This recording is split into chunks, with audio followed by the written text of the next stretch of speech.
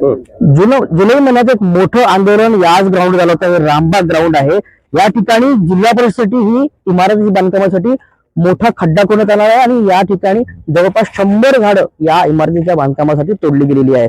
या ग्राउंडवर जे आहे ते इथले सामान्य नागरिक असो तर स्पोर्ट्सचे जे विद्यार्थी आहेत ते इथे व्यायाम करतात आणि सकाळी मॉर्निंग वॉकला येतात आणि त्यानंतर आता जिल्हा परिषदेने जे बांधकामचं काम सुरू केलं त्याच्यामुळे या परिसर पूर्णपणे स्वच्छ झालेला आहे. आधी चंद्रपूर जिल्हा हा प्रगतशील जिल्हा आहे आणि त्यावर पुन्हा अशा प्रकारची इमारती बांधकाम आणि ग्राउंड नष्ट करणे हे या मोहिमेला आता कुठेतरी रोख लागायसाठी सामान्य नागरिक पुढे आलेले आहे.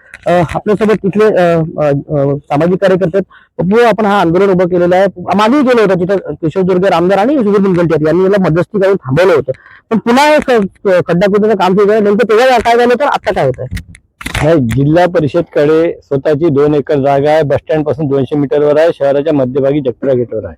त्या ठिकाणी नवीन तंत्रज्ञानाचा वापर करून जर बिल्डिंग बांधली तर 100 वर्षाचा विचार करूनही बिल्डिंग बांधता येऊ शकते.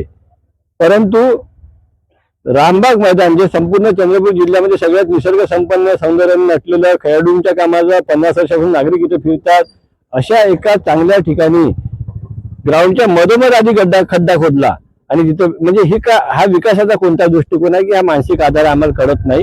ठेकेदारासाठी कोणत्या टोकाला जाऊन काम करावं तो खड्डा आम्ही विरोध केल्यानंतर बुजवला. मग काय केलं 100 झाडांची रातोरात इथं कत्तल केली. मग आम्ही त्याचा विरोध केल्यावर ते काम थांबवलं. आम्हाला त्यावेळी संपूर्ण ग्राउंड म्हणून क्रीडांगण म्हणून ही जागा आरक्षित करण्याचं आश्वासन मिळालं होतं.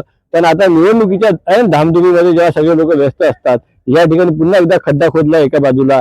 आमची स्पष्ट मागणी आहे पूर्ण हा भूखंड पूर्ण क्रीडांगण जे आहे याला क्रीडांगण म्हणून आरक्षित करावं. शासनाने घोषणा करावी आणि बिल्डिंग जिल्हा परिषदनं आपल्या जुन्या जागेवर बांधावी.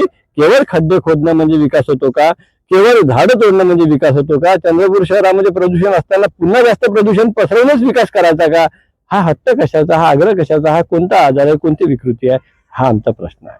आपल्यासोबत इथं काही खेळाडू सुद्धा आहे. तुम्ही रोज इथे प्रॅक्टिस करता, काय मागणी सांगाल? आमची एकच मागणी आहे की इथे मैदान जो आहे आपला तो हा मातीचा मैदान आहे आणि नवीन नवीन जे मुलं येतात इथे शिकण्यासाठी येतात की एक प्रयत्न करून येतात की हा मैदान असल्यामुळे मातीचा असल्यामुळे इथे जवळपास कुठेच मैदान उपलब्ध नाहीये.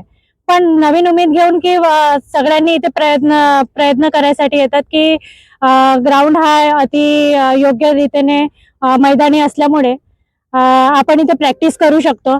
पण जवळपास पाहतो आपण की ग्राउंडची व्यवस्था बरोबर नाही आहे, काही नाही. इथे सोयी सुविधा आपण बघतो की त्या उपलब्ध व्यवस्थितपणे होत नाहीये. तर आमची एवढीच मागणी आहे की इथे दुसरं काही उभारण्यापेक्षा तुम्ही जर ग्राउंडच चांगला केला आणि मुलांचा विचार करून या नवीन पिढींचा विचार करून योग्यतेने विचार केला तर हा ग्राउंड अति चांगल्या पद्धतीने आमच्या मुलांसाठी विद्यार्थ्यांसाठी तुम्ही उपलब्ध करून द्यावा हीच आमची एक मागणी आहे.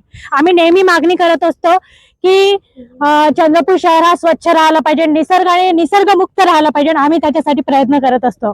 पण आज कुठेतरी ते आम्हाला कमी पडल्यासारखं वाटत आहे. म्हणून आम्ही अशी विद्यार्थी मागणी करतो की आमच्या भरतीसाठी तरी हा ग्राउंड चांगल्या पद्धतीने उपलब्ध करून द्यावा आणि सोयी सुविधांसोबत.